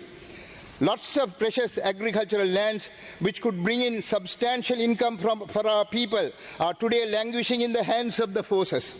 In the Vanni, while appropriating people's lands and making profits therefrom, the military have concocted various security concerns to justify their aggression and daylight robbery. They have made it out that unless our people work in their farms, they have no prospects of a decent livelihood. On one side, the government prevented large-scale profitable agricultural projects being run by the provincial council, and on the other hand, the military has made the people believe today that they are their only salvation. If only we close up these army camps and hand over these farms to the local agricultural cooperative organizations, our farmers could feed not only the Vanni, but the farmers in the northern province would be able to contribute substantially to the agricultural needs of the entire country. In fact, they have done so earlier. In the Jaffna district, over 3,000 acres of land are in possession of the military. In an area of 3,262 acres, there are 43 army camps, 98 army checkpoints. There are 41 military camps in the Kilinochchi district. In addition, the military is bent on permanently taking over people's lands in 68 places. Some of the soldiers have complained that they were recruited for war training but now are forced to do menial jobs. In Battuvahal in the Mullaitivu district, already an army camp exists on 672 acres of land. In Kepapulavu, the Air Force has appropriated 3,000 acres. In Mana, Sanar area, 100 acres have been taken over by the army and camp has been established. In Mullikulam, 600 acres have been taken over by the army. In Puliyamkulam, in the Vavuniya district, the STF has taken over private lands and established camps. So too at the Marudode junction in Vavuniya. In Otisutan, in the Mullaitivu district, on 15 acres of private lands, the army has built their camp. Including the cemetery area at the Otisutan junction, 50 acres have been seized and an army camp has been built. According to 2019 statistics, 679 acres of private lands and 3,178... Honourable Member, you have 2 minutes. Yeah, thank you, sir. And 3,178 acres of state lands have been taken over by the military. But these are government statistics. In reality, very much more lands are in the hands of the forces. For example, opposite the Muruhandi temple on the A9 road, on the other side of the road where the temple stands, 1,702 acres of land is held by the military. This is the land about which Honourable Sambandhan spoke in Parliament some time ago, pointing out that permanent buildings for the residences of the soldiers were coming up. No private persons are allowed to enter these lands. In 2017, our research organizations in the north concluded that over 30,000 acres of land have been expropriated by the forces in the Mullaitivu area alone. All these are areas where Tamils lived for centuries. Our economy is imprisoned in these lands now. There are many modern and useful changes that could be introduced to strengthen our agricultural sector in these areas. If we could use modern methods to save water, to control floods, to manage underground water, to increase yields, to enhance physical resources in these areas, our farmers would benefit and consequently the country would benefit. Instead, we are allowing the army to hold on to people's lands in a dog-in-the-manger fashion. We could use some of these farms for inland seed production, training programs and enhancement of agricultural technical know-hows. We could at the same time advise and educate our farmers in the making of organic manure and related matters. Honourable members would have by now realized why such large amounts of monies are allocated to the forces. Inter alia, it is to keep the Tamil people under the military boot and to prevent the northern and eastern Tamil-speaking people from economically regenerating. The government prevents diaspora investments in the north and east and continue to spend large sums of money on their armed forces. Honourable Member, please wind up. Just one more minute, sir. Government might consent to allow diaspora investments under a unitary constitution, but that is of no use to us. The central government alone will decide what we should do with such investments. Going by the past, their decisions would prejudice the well-being of the Tamils of the north and east. We need to have a needs assessment done to the north and east and identify our priorities according to the needs of our people, not to feed the central government's ethnocentric whims and fancies. To do that, we need to jettison the present unitary constitution and devolve power substantially to the periphery. Please wind up. Yeah, it's almost over, sir. It is our view that only a confederal constitution could give the Tamil people freedom and elbow space to prosper. Hence, I would appeal to the government to reduce their military spending, decrease their military numbers, and use the money saved thereon on relieving the economic burdens of the people. Thank you, sir. Thank you very much. Honourable S. Sridharan, you have 13 minutes. ගෞරව தலைமை தாங்கும் உறுப்பினர் அவர்களே, இன்றைய தினம் இந்த பாதுகாப்பு அமைச்சின் கீழ் பாதுகாப்பு அமைச்சுக்கு ஒதுக்கப்பட்ட நிதி தொடர்பில் நடைபெறுகின்ற விவாதத்திலே பேச கிடைத்தமைக்காக நன்றிகள். மிக முக்கியமாக நான் இங்கே சில விடயங்களை குறிப்பிட விரும்புகிறேன். நான் நேற்று இந்த உயர்ந்த சபையிலே இருக்கின்ற பொழுது ஒரு சில விடயங்களை அவதானித்தேன். நேற்றைய தினம் 2022/11/23 இந்த சபையிலே உரையாற்றிய பேராசிரியர் சரித கேரத் அவர்கள் பேசும்போது, இந்த நாட்டில் உள்ள இனப்பிரச்சனையை தீர்க்க எல்லோரும் முன்வாருங்கள் என்ற ஒரு கோரிக்கையை முன்வைத்திருந்தார். பேராசிரியர் சரித கேரத் அவர்களுடைய 22 நிமிடங்கள் நிரம்பிய நேற்றைய பேச்சிலே அவர் மிக முக்கியமாக இந்த நாட்டினுடைய புரையோடி போயிருக்கிற இந்த பிரச்சனைக்கு என்ன தீர்வு காண வேண்டும் என்பதற்கான தன்னுடைய கருத்தை மிக முக்கியமாக முன்வைத்திருந்தார். அதேபோல இன்று காலை மதிய நேரம் இங்கே உரையாற்றிய எஸ்வி திசாநாயக்கா அவர்கள் சொன்னார், விடுதலை புலிகள் மது அருந்தவில்லை, அவர்கள் ரவுடித்தனம் செய்யவில்லை, இந்த உலகத்திலே போராடிய இயக்கங்களில் மிக ஒழுக்கமான இயக்கமாக அவர்கள் இருந்தார்கள். அந்த நாட்டிலே இது ஒரு மிக பெருமைக்குரிய விடயமாக இந்த சபையிலே இன்றைய தினம் கௌரவ உறுப்பினர் எஸ்வி திசாநாயக்கா அவர்கள் குறிப்பிட்டிருந்தார். அதேபோல இன்றைய தினம் சற்று நேரத்துக்கு முன்னர் உரையாற்றிய முன்னாள் ஜனாதிபதி மைத்ரிபால சிறிசேனா அவர்கள் சொன்னார்கள், இங்கே பாதுகாப்பு துறைக்காக ஒதுக்கப்பட்டிருக்கிற நிதியில் இவ்வளவு நிதி ஏன் ஒதுக்கப்பட வேண்டும், அதிலே ஒரு 100 பில்லியனையாவது நீங்கள் ஒதுக்கீடு செய்யுங்கள் கல்விக்காக. 411 பில்லியனுக்கு மேல் இந்த பாதுகாப்பு துறைக்கு ஒதுக்கி இருக்கிறீர்கள், இதிலே ஆக குறைந்தது ஒரு 100 பில்லியனையாவது நீங்கள் கல்வித்துறைக்காக மாற்றுங்கள் என்று ஒரு முன்னாள் ஜனாதிபதி தன்னுடைய அனுபவத்தின் அடிப்படையில் தான் வருகிற பொழுது காலை தனக்கு கல்லூரியைச் சேர்ந்த சில மாணவர்கள் சொன்னார்கள், தன்னோடு கதைத்தார்கள். அந்த கல்வியினுடைய முக்கியத்துவத்தை உணர்ந்து நான் இந்த கருத்தை முன்வைக்கிறேன் என்று அவர் சொல்லியிருந்தார். கௌரவ தலைமை தாங்கும் உறுப்பினர்களே, இந்த உலகத்திலே நான் நினைக்கிறேன் இன்று இருக்கின்ற இந்த வரலாற்றினுடைய சூழலிலே மிக முக்கியமாக அதிகளவான இராணுவத்திற்கான நிதி ஒதுக்கி சாதனை படைத்திருக்கின்ற ஒரு நாடாக இலங்கை தான் காணப்படுகின்றது. குறிப்பாக நேற்று முன்தினம் 2022/11/22 விசேட வர்த்தமானி மூலம் இந்த நாட்டினுடைய படைகளுக்கான அதிகாரத்தை இந்த நாட்டின் ஜனாதிபதி வழங்கியிருக்கிறார். அவர் ஒரு ஹிட்லரை போல தன்னை முன்மொழிந்திருக்கிறார் என்று இன்று பத்திரிகைகள் எல்லாம் அவரை பற்றி சொல்லுகின்றன. அவர் படைகளுக்கு அதிகாரத்தை வழங்கியிருக்கிறார். இந்த நாட்டிலே நான் நினைக்கிறேன், ஒரு காலத்திலே தமிழர்களை கொன்றொழித்த படைகள், தமிழர்களை கொலை செய்ய வேண்டும் என்றிருந்த படைகள் இன்று சிங்கள மக்களை கொலை செய்வதற்காக, சிங்கள இளைஞர்களை கொலை செய்வதற்காக இந்த நாட்டிலே பகிரங்கமான ஒரு ஆணையை நேற்றைய தினம் ஜனாதிபதி அவர்கள் வர்த்தமானி மூலம் அறிவித்திருக்கிறார். ஆகவே இன்று இந்த ஜனாதிபதி வருகிற பொழுது பலர் சொன்னார்கள், அவர் என்ன செய்வார், அவருடைய நடவடிக்கை எவ்வாறு அமையும், இவர் எப்படிப்பட்டவர் என்ற விடயங்களை எல்லாம் சொன்னார்கள். சொன்னதன் அடிப்படையில் தான் இன்று அதே விடயத்தை சிங்கள இளைஞர்களை கொலை செய்கின்ற பாணியிலே அவர் ஆரம்பித்திருக்கிறார். இன்றைய ஜனாதிபதி தான் 1989ஆம் ஆண்டு இந்த நாட்டிலே நடந்த பல்வேறுபட்ட ஜேவிபி இளைஞர்களை கொலை செய்வதில் அவர் ஒரு பெரிய புதைகுழியை வைத்திருந்தார் என்ற செய்திகள் கூட இருக்கின்றன. எனக்கு தெரியாது, ஆனால் நான் அந்த காலத்திலே அறிந்திருக்கிறேன். ஆகவே இவர் ஒரு சித்திரவதை முகாம் அல்லது கொலை முகாம்களுக்கு பொறுப்பாக இருந்த ஒருவர் இப்பொழுது திரும்பவும், அன்புக்குரிய சிங்கள இளைஞர்களே, சிங்கள யுவதிகளே, நான் இந்த சபையினூடாக உங்களிடம் கேட்கிறேன், இந்த நாட்டின் ஜனாதிபதி உங்களை கொல்ல போகிறார். இந்த ஜனாதிபதி கொலைக்கான வாசலை திறக்கிறார். இந்த நாட்டின் ஜனாதிபதி ஆயுத படைகளை வைத்து 89ஆம் ஆண்டிலே நடந்தது போல, 2009 தமிழர்கள் மீது நடந்தது போல மிக மோசமான ஒரு இராணுவ வன்முறையை இந்த நாட்டிலே கட்டவிழ்த்து விட போகிறார் என்பதற்கு இது கட்டியம் சொல்லி இருக்கிறது. ஆகவே மிக மோசமான ஒரு நகர்வை நோக்கி இந்த நாடு செல்கிறது. சர்வதேச நாடுகளிடமும் நான் வினயமாக கேட்கிறேன், இந்த உயர்ந்த சபையினூடாக, இது பாதுகாப்புக்காக ஒதுக்கப்பட்ட நிதி அல்ல. கௌரவ தலைமை தாங்கும் உறுப்பினர்களே, இது இந்த நாட்டை சிதைக்கிற நிதி. இந்த நாட்டிலே இருக்கின்ற மக்கள் சுதந்திரமாக வாழ முடியாமல், இந்த மக்கள் உழைக்க முடியாமல் சின்னாபின்னப்படுத்தப்பட்டு சிதைக்கப்படுகின்ற மொழி இந்த ஒதுக்கப்படுகின்ற நிதி.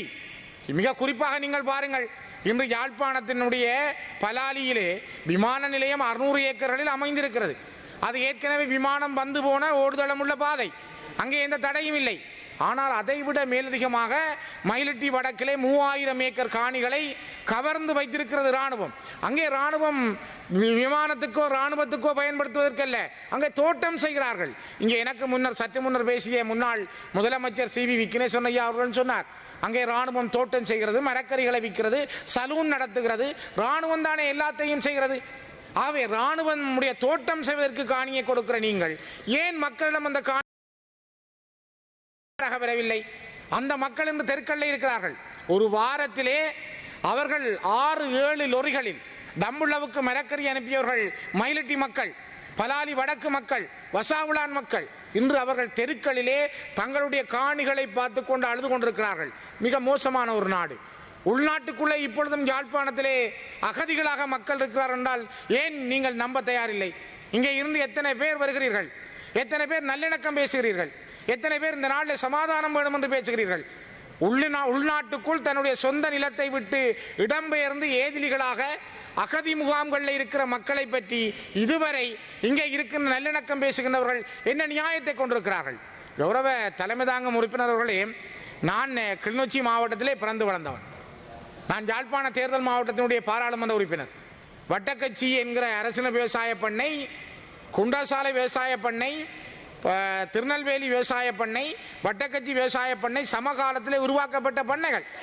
இன்றைக்கு கண்டியில் இருக்கிற குண்டசாலை விவசாய பண்ணை எவ்வளவு தூரம் வளர்ந்து எத்தனை பயிற்சிகளை வழங்குகிறது. அதற்கு பிற்பாடு உருவாக்கப்பட்ட வவுனியா விவசாய பண்ணை கூட பல மாணவர்களை விவசாயத்துறையை வளர்த்து வெளியிலே விட்டிருக்கிறது. திருநெல்வேலி விவசாய பண்ணை எத்தனை விவசாய மாணவர்களை உருவாக்கி இருக்கிறது. வட்டக்கச்சி விவசாய பண்ணையும் விவசாய பாடசாலையும் 1960களில் இருந்து பல ஆயிரக்கணக்கானவர்களுக்கு பயிற்சி அளித்து பல விவசாய மாணவர்களை வெளியீடு செய்த மிகப்பெரிய ஒரு விவசாய பாடசாலையும் விவசாய பண்ணை. இன்று அங்கே படித்தவர்கள் தான் இலங்கையிலே முதல் வட்டக்கட்சியிலே படித்த வாலிபர் குடியேற்ற திட்டம் என்பது உருவாக்கப்படுவதற்கு திருநெல்வேலி விவசாய பண்ணையும் வட்டக்கட்சி விவசாய பண்ணையும் குண்டசாலை விவசாய பண்ணையும் ஒரு காரணமாக இருந்தது. அந்த விவசாய பண்ணையில் படித்தவர்கள் வட்டக்கச்சி, ராமநாதபுரம், கல்மடு நகர் என்று உருத்திரபுரம் என்ற பகுதிகளிலே அவர்கள் குடியேற்றப்பட்டார்கள். அதனால்தான் இன்று கிளிநொச்சி ஒரு சிறந்த விவசாய மாவட்டம் என்ற பெயரை எடுப்பதற்கு காரணமே அந்த விவசாய பண்ணை. ஆனால் இன்று அது இராணுவ முகாமாக இருக்கிறது. கிட்டத்தட்ட 400 ஏக்கர் காணிகள், ஒரு விவசாய ஆராய்ச்சி நிலையம், விவசாய பண்ணை, அங்கே நடைபெற வேண்டிய உற்பத்திகள் தடுக்கப்பட்டு CST சிவில் செக்யூரிட்டி டிவிஷன், இதற்காக எவ்வளவு காசு ஒதுக்கப்படுகிறது? இங்கே சில கௌரவ உறுப்பினர்கள், சில ஸ்டேட் மினிஸ்டர்ஸ் வந்து ஜனாதிபதியினுடைய அறிக்கைக்கு சார்பாக வக்காலத்து வாங்குகிறார்கள். ஆடு நினைதென்று ஓனாய் அழுதது போல இங்கே சில பேர் அதுக்கு இருக்கிறார்கள். உண்மையை புரிந்து கொள்ளுங்கள் தயவு செய்து. நீங்கள் உண்மைகளை கண்டறிந்து உண்மையினுடைய அடிப்படையிலே நீங்கள் அறிவுபூர்வமாக விஞ்ஞானபூர்வமாக உங்களுடைய விளக்கங்களை முன்வையுங்கள்.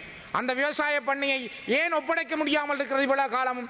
உங்களிடம் இருக்கிற இனவாதமும், உங்களிடம் இருக்கிற இராணுவவாதமும், உங்களிடம் இருக்கிற அந்த மனிதாபிமானமற்ற செயல்களும் தான் இந்த நாட்டிலே தொடர்ந்தும் இந்த பண்ணைகளை, அந்த மக்களை அந்த இடங்களிலே கூலியாக வைத்திருக்கிறீர்கள். இங்கே வாசிக்கப்பட்ட பல பண்ணைகள், நான் அந்த பண்ணைகளிலே வேலை செய்கிற மக்கள், அவர்களுடைய மக்களை இந்த நாட்டிலே கூலிகளாக, தமிழ் மக்களை அந்த பண்ணைகளில் கூலிகளாக வைத்துக்கொண்டு அவர்கள் தங்களை நம்பி வர வேண்டும். அவர்கள் சுயமாக உழைக்கக்கூடாது, அவர்களுக்கான விவசாய உள்ளீடுகளை வழங்கக்கூடாது, அவர்கள் சொந்த நிலத்திலே நிமிர்ந்து நிற்கக்கூடாது என்பதில் இந்த அரசாங்கம் கவனம் செலுத்துகிறது. நீங்கள் தயவு செய்து ஒன்றை யோசியுங்கள். இந்த நாட்டில் சமாதானம் வேண்டுமா? இந்த நாட்டில் நீதி வேண்டுமா? நியாயமான ஒரு அரசு உருவாக்கப்பட்டு இந்த மக்கள் சகோதரத்துவத்தோடு வாழ வேண்டுமா? சிங்கள தமிழ் மக்கள் தங்களுக்கே உரித்தான இன கலாச்சாரங்களோடு, மொழி கலாச்சாரங்களோடு, தங்களுடைய பண்பாட்டு அடையாளங்களோடு தாங்களாக இந்த மண்ணிலே வாழுகிற ஒரு நிலைமை உருவாக்கப்பட வேண்டுமா? இல்லை, நீங்கள் இராணுவத்திற்கு கீழ்தான் இந்த மக்களை வைத்திருக்க போகிறீர்கள் என்றால் இந்த நாடு உருப்படவே மாட்டேன். இதைத்தான் நான் சர்வதேச சமூகத்திடம் கேட்கிறேன். அமெரிக்காவிடம் சொல்லுகிறேன், இந்தியாவிடம் சொல்லுகிறேன், ஐரோப்பிய நாடுகளிடம் சொல்லுகிறேன். நான் சர்வதேச நாடுகளிடம் இந்த சபையினூடாக கேட்கிறேன். இந்த நாட்டில் இன்னும் ஒரு நேர்த்தியான நியாயமான பார்வை இல்லை. இன்னும் இங்கே இருக்கின்ற சிங்கள தலைவர்கள் சரியாக சிந்திப்பதற்கு தயாரில்லை. அவர்கள் திரும்ப திரும்ப படைகளுக்காகவும் படை நிதிகளுக்காகவும் கொட்டி குவிப்பதில் தான் அதிகமான கர்சனையை கொண்டிருக்கிறார்கள். ஆனால் நான் ஒரு சிலரை நான் நிராகரிக்கவில்லை. நான் நேற்று இங்கே குறிப்பிட்டது போல, நேற்றைய தினம் பேசிய பேராசிரியர் சரித கேரத் அவர்கள் போல, அல்லது இன்று விடுதலை புலிகளுடைய நியாயபூர்வமான அவருடைய சரியான பாதையை, அந்த நல்லொழுக்கத்தை பிரேரித்த எஸ்வி திசாநாயக்கா போன்றவர்களை நான் வரவேற்கிறேன். உங்களுடைய கருத்துக்கள் நியாயமானது. அந்த உண்மைகளை காலங்கடந்தாவது நீங்கள் புரிந்து கொள்கிறீர்கள் என்றால், இன்றைக்கு நீங்கள் 13 ஆண்டுகளுக்கு முதல் நீங்கள் நினைத்திருந்தால், இதே விடுதலை புலிகளை கரிசனை கொண்டிருந்தால், ஒரு நியாயமான ஒழுக்கம் நிறைந்த இந்த உலக பந்திலே கௌரவமாக இருந்த ஒரு விடுதலை இயக்கத்தோடு நீங்கள் நீதியாக பேசியிருந்தால், இந்த நாட்டினுடைய நிலைமையை யோசித்து பாருங்கள். இன்று விடுதலை புலிகளுடைய பங்கும், இந்த தமிழ் மக்கள் அவர்களுக்கு கீழே இருந்த தமிழ் மக்களுடைய உழைப்பும், சிங்கள மக்களுடைய உழைப்பும் சேர்ந்திருந்தால் இந்த நாடு எங்கே வந்திருக்கும்? இந்த நாடு எங்கே வளர்ந்திருக்கும்? ஆகவே உங்களிடம் இருந்த சரியான கொள்கை இல்லை, ஒரு நீதியான பார்வை இல்லை, உங்களிடம் இருக்கின்ற சரியான உணர்வுகள், நீங்கள் இந்த நாட்டினுடைய பிரச்சனையை தீர்க்க வேண்டும் என்ற எண்ணம் இல்லாத காரணத்தால் தான் இவ்வளவு அழிவுகளை நோக்கி இந்த நாடு போய்கொண்டிருக்கிறது. கௌரவ உறுப்பினர் அவர்களே, ஒரு நிமிடங்கள் நான் ஒன்றை கேட்கிறேன். இங்கே இருக்கின்ற பல இடங்களிலே தமிழர்களுடைய நிலங்கள் ஆக்கிரமிக்கப்பட்டு பல அழிக்கப்பட்டிருக்கின்றன. சாதாரணமாக பாருங்கள், மயிலட்டித்துறை இந்த வலிகாமம் வடக்கிலே கிட்டத்தட்ட 22 ஆலயங்கள் இன்னும் வணக்கத்துக்கு விடப்படவில்லை. அதனை விட 7 பாடசாலைகள் இன்னும் நடத்த முடியவில்லை. அதனை விட பலாலி ஆசிய பயிற்சி கலாசாலை, இலங்கையிலே முதல் தொடங்கப்பட்ட ஆசிரியர் பயிற்சி கலாசாலைகள் ஒன்றான பலாலி ஆசிய பயிற்சி கலாசாலை இன்றும் மூடப்பட்டிருக்கிறது. மிக மோசம் கௌரவ உறுப்பினர்களே. ஒரு கல்வித்துறையை மூடி வைத்து, கல்வியை அழித்து, நூலகத்தை எரித்து, இந்த தேசத்தை எரித்து, இனத்தை அழித்த இந்த நாட்டிலே இன்னும் சிந்தனை வரவில்லையே? ஏன் இந்த நாட்டில் இது வரவில்லை? ஆகவே கௌரவ தலைமை தாங்கும் உறுப்பினர்களே, நீங்கள் உணர்ந்து கொள்ளுங்கள். ஒவ்வொருவரும் விஞ்ஞானபூர்வமாக சிந்தியுங்கள். ஒவ்வொருவரும் நீங்கள் அறிவுபூர்வமாக சிந்தியுங்கள். இந்த நாட்டில் எது தேவை? நாங்கள் எதை செய்ய வேண்டும்? யாரோடு சேர்ந்து பயணிக்க வேண்டும்? நாங்கள் எந்த அடிப்படையில் செல்ல வேண்டும்? அதற்கான கதவுகளை திறவுங்கள். சமாதானம் பற்றி சிந்தியுங்கள், மனிதாபிமானம் பற்றி சிந்தியுங்கள், மனிதநேயத்தோடு உங்களுடைய பணிகளை ஆரம்பியுங்கள். நாங்கள் உங்களோடு சேர்ந்து பயணிக்க தயாராக இருக்கிறோம். நன்றி. බොහොම ස්තුතියි.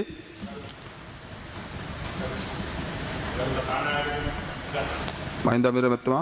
ගරු මූලාසනාරූඪ මන්ත්‍රීතුමනි, මම මේ දිගට කතා කරන්න නෙමෙයි මේ තුමා කියු කාරණා සම්බන්ධව අපි දැන් වෙච්ච සිදුවීම් ගැන තව කතා කරගෙන හිත් පාරව ගන්න අවශ්‍ය නැහැ. දැන් ජනාධිපතිතුමා නව ප්‍රවේශයකට යන්න සූදානමින් ඉන්නවා. ඒ නිසා ඔබතුමන්ලත් හැමෝම එකතු වෙලා මේ රටේ සිංහල, දෙමළ, මුස්ලිම් කියන හැමෝටම මේක අපේ රටේ කියලා හිතා ගන්න පුළුවන් තත්ත්වයක වැඩපිළිවෙලක් ක්‍රියාත්මක කරන්න සූදානමින් ඉන්න. ඒ සඳහා තමුන්නාන්සේලා කවුරුත් සහයෝගය ලබා දෙන්න. බොහොම ස්තුතියි. ගරු රෝහිත අබේගුණවර්ධන මැතිතුමා. சீதரன், honorable சீதரன். கௌரவ அமைச்சர் அவர்களே, நாங்கள் எங்களுடைய சமாதான கதவுகள் எப்பொழுதும் திறந்திருக்கிறது. நாங்கள் உங்களுக்கு அன்றைக்கும் சொன்னோம், இன்றைக்கும் சொல்கிறோம். நாங்கள் எந்த நேரமும் தயாராக இருக்கிறோம். கௌரவ சம்பந்தன் அவர்கள் தலைமையில் அடைக்கலநாதன், சித்தார்த்தன் மற்றும் எங்களுடைய கட்சியின் தலைவர் சேனாதி ராஜா உட்பட கடந்த 2020ஆம் ஆண்டிலே எங்களுடைய தீர்வு திட்டத்தை கூட உங்களுடைய அரசியல் நிர்ணய குழுவுக்கு முன்னால் சமர்ப்பித்திருக்கிறோம். கௌரவ கஜேந்திரகுமார் அவர்களும் தன்னுடைய தீர்வு திட்டத்தை சமர்ப்பித்திருக்கிறார். நாங்கள் இப்பொழுதும் ஒரு சமஷ்டி அடிப்படை பேசுவதற்கு தயாராக இருக்கிறோம். கதவை திறவுங்கள், பேசுவோம். රෝහිත අබේගුණවර්ධන මැතිතුමා, ඔබතුමාට විනාඩි 25ක කාලයක් තියෙනවා. අරු මුලාසනාරූඪ මන්ත්‍රීතුමනි, විශේෂයෙන්ම 2023 වර්ෂය වෙනුවෙන් ඉදිරිපත් කරන අයවැය විවාදයේ කාරක සභා අවස්ථාවේ ආරක්ෂක අමාත්‍යාංශය, එවැගේම මහජන ආරක්ෂක අමාත්‍යාංශය, තාක්ෂණ අමාත්‍යාංශය කියන අමාත්‍යාංශ 3ක විෂයපතේ සම්බන්ධයෙන් මේ කතා කරන අවස්ථාවේ ගරු මන්ත්‍රීතුමනි, අපි දැක්ක අද උදේ අපේ ගරු ජනාධිපති රනිල් වික්‍රමසිංහ මැතිතුමා මේ සභාවේ විශේෂයෙන්ම එතුමා සේනාධි නායකයා හැටියට එතුමාගේ කතාව කළා. ඊයේ දවසෙත් එතුමා ජනාධිපතිතුමාගේ වැය ශීර්ෂය අතරේ කතාවක් කළා. ගරු මන්ත්‍රීතුමනි, මේ කතාව කරන වෙලාවේදී එතුමාගේ කතාව කරද්දී අපි මේ සභා ගර්භය තුල හිටියා. විපක්ෂේ නියෝජනය කරන අපේ මන්ත්‍රීවරුත් හිටියා. මගේ මිත්‍ර ගායන්ත කරුණාතිලක මන්ත්‍රීතුමාත් හිටියා. අද අපි දැක්කා විපක්ෂ නායකතුමා අද කතාවේදී කියනවා මේ රාජ්‍ය ආරක්ෂක අමාත්‍යාංශයේ වැය ශීර්ෂයේ කතාවේදී එතුමා පැහැදිලි කරනවා ජනාධිපතිතුමා කිව්වා කියලා මැතිවරණ කල් දානවා කියලා. අපි ප්‍රතික්ෂේප කරනවා විපක්ෂ නායකතුමාගේ කතාව. ජනාධිපතිතුමා කිසිසේත් මැතිවරණ කල් දැමීමක් ගැන කිව්වේ නැහැ. එතුමා පැහැදිලිව කිව්වේ මම පාර්ලිමේන්තු මැතිවරණයක් නියමිත කාලයට පෙර තියන්නේ නැහැ. නියමිත කාලයට පෙර මම මැතිවරණයක් පාර්ලිමේන්තු මැතිවරණයක් තියන්නේ නැහැ. ඒ නිසා විපක්ෂ නායකතුමාට බොහොම පැහැදිලිව අපිට කියන්න සිද්ධ වෙනවා ඔබතුමාට මැතිවරණයක් පළාත් පාලන මැතිවරණය මේ තියෙන නීති රීති මාලාවත් එක්ක යම් සංශෝධන ගෙනල්ලා ඒක ක්‍රියාත්මක කරනවා නම් ඒකට හෙට නම් ලෑස්ති නම් අපි ලෑස්තියේ මැතිවරණයට. අපි මැතිවරණට බය ආයේ නෙවෙයි. හැබැයි අපි පැහැදිලිව කියනවා 2024 අවුරුද්දේ ජනාධිපති මැතිවරණයක් එනවා. ලෑස්ති වෙන්න ජනාධිපති මැතිවරණයට. අපි ලෑස්ති. ඊට පස්සේ එනවා 2025 පාර්ලිමේන්තු මැතිවරණයක්. ඒකට ලෑස්ති වෙන්න. අපි ලෑස්ති මේ මැතිවරණයට. හැබැයි වේලාසනින් මැතිවරණයක් ඉල්ලන්න කියලා දැන් වෙලාව හොඳයි. ඒ වෙලාව හොඳ ඉන්න මැතිවරණයක් ඉල්ලන වැඩපිළිවෙල ගැන අපි මතක් කරන්න ඕන. එතුමා අරගලය ගැන කතා කරා. ගරු මන්ත්‍රීතුමනි. එතුමා අරගලය සාධාරණීකරණය කරා. විපක්ෂ නායකතුමා මේ අරගලය සාධාරණීකරණය කරා. අරගලයෙන් වැඩියෙන්ම බැටකාපු අය තමයි අද මේ අමාත්‍යංශ වලට අදාළ අය. අරගලයෙන් වැඩියෙන්ම බැටකෑවේ ත්‍රිවිධ හමුදාව, පොලිසිය, මේ ආරක්ෂක අංශ තමයි මේ අරගලයෙන් වැඩියෙන්ම බැටකෑවේ. ඒ අය මේ අරගලය නිසා පැය 24ම තමන්ගේ රාජකාරී ඇඳුම ඇඳගෙන තමයි පාරේ ඉන්න සිද්ධ වුණේ. සිංහල අවුරුද්දක් තිබුණා මේ අවුරුද්දේ. ඒ සිංහල අවුරුද්දට මේ රටේ ත්‍රිවිධ හමුදාවේ සහ පොලිසියේ අයට කිරිබත් කෑල්ලක් කන්න හම්බුනේ නැහැ. තමන්ගේ ගෙදර දරුවෝ ටික ගෙදර බයෙන් ඉන්නේ. තමන්ගේ තාත්තා යම් කරදරයකට මුහුණ පායිද කියලා. මේ අරගලේ තිබුණු ප්‍රතිඵලවල හැටියට ගරු මන්ත්‍රීතුමා. අරගලේ සාධාරණීකරණය කරන එතුමා කිව්වා මං අහගෙන හිටියේ මේ අරගලය මේ තරම් දුරට ගියේ මැයි 9 වෙනිදා ඇතිවෙච්ච සිද්ධියෙන් කියලා. මැයි 9 වෙනිදා අරලියාගම මන්දිරය ගිහිල්ලා අර ගෝඨගෝගමට පාරදීපයකින් ගුණේ කියලා. මම මතක් කරලා දෙනවා විපක්ෂ නායකතුමාට. මෙතන පොලිස්පතිතුමා ඉන්නවා. ඒ වගේම අනිකුත් ආරක්ෂක අමාත්‍යාංශයේ ලේකම්තුමා ඉන්නවා. මැයි 9 වෙනිදාට ඉස්සෙල්ලා තමයි අප්‍රේල් මාසේ මාර්තු මාසේ 30 වෙනිදා තමයි ගෝඨාභය රාජපක්ෂ ජනාධිපතිතුමාගේ ගේ වට කරන්නේ. ගේ වට කළා. එතුමාගේ ප්‍රදේශය සම්පූර්ණම යුද පිටියක් බවට පරිවර්තනය කරනවා. අරගලය. තොර අරගල දෙකක් තිබුණා. තොර අපි අහනවා එතුමා සාධාරණීකරණ කියන එකෙන් මම එතුමාගෙන් අහනවා සාධාරණ ලෙස අරගල දෙකක් තිබුණා ගරු මන්ත්‍රීතුමනි. එක අරගලයක් තමයි මේ රටේ තෙල් ටික ගහගන්න බැරි වෙච්ච මිනිස්සයා අර පෙට්‍රල් ෂෙඩ් එකේ කිලෝමීටර් 2යි 3යි පොලිමේ ඉන්නකොට ඒ මිනිස්සයාගේ අරගලේ සැබෑ අරගලයක්.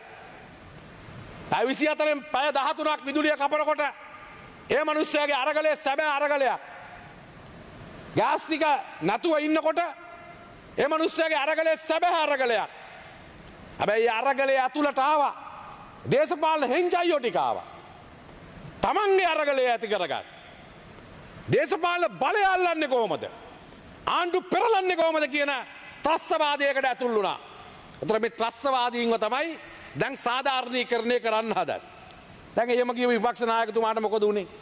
එතුමා බැලුවා මේ අරගලේ මැයි 9 වෙනිදා සිද්ධියට පස්සේ එතුමා ගියා ගෝල් පේස් එක ළඟට. අරගලේ යාට මොකක් හරි කරදරයක් වුණාද කියලා එයාගේ සුවදුක් බලන්න ගියා. මොකද්ද උනේ? තව විනාඩි 5ක් මේ හමුදාව පොලිසිය නතුණා නම් අද විපක්ෂ නායකවරයා නැහැ. එතුමාට වැඩි හයියෙන් දුවන්න බෑ. රාන් වික්‍රමරත්න දුවන්න පුළුවන්. දෙය හමුදුරන් පිට වෙන්න එතුමාව තාම යවන්න පුළුවන් අපිට මේ ලංකාව නියෝජනය කරමින් මීටර් 400 දුවන්න. එතුමා දිව්වා. අගේ එච්චර ලොකු මේ මසුත් නෑ. එතුමා දිව්වා. විපක්ෂ නායකතුමා කොහොමද දුවන්නේ? මන් දැක්ක බොත්තම් දාගෙන තින්නේ හරාට පහලට. පළවෙනි බොත්තමට දාන්න ඕන බොත්තම් කාසේ නෙවෙයි දාලා තියුනේ. පළවෙනි බොත්තම එක තුන්වෙනි කාසෙට දාගෙන දිව්වේ. විශේෂ